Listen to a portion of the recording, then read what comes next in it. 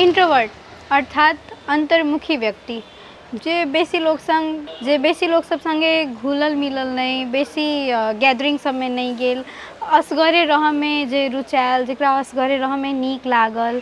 अपने छोट छोट चीज सब में खुशी खोजलक। अब इंट्रोवर्ट के बारे में तो केकरा नहीं पता है, कते केओ तो अपनहु ओहने इंट्रोवर्ट है, सबके एकटा नेचर होय छै जे अब कते केओ इंट्रोवर्टो है, कते के साथी ओहन इंट्रोवर्ट है, अपने इंट्रोवर्ट है ना वह भावना बुझै छै,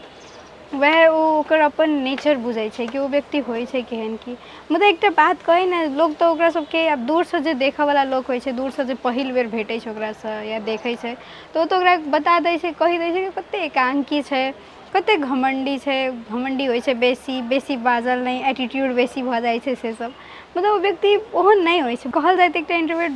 इंट्रोवर्ट व्यक्ति ने बहुत स्पेशल होय छै, किया तऽ ओ एकटा मतलब जे जहीं तहीं किछु नहीं बाजल, बहुत सोचि समझि कऽ सेहो बजैत रहल, या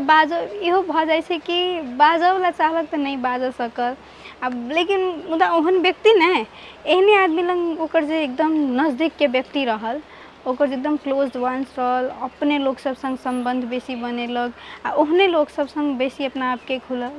मतलब बतियाल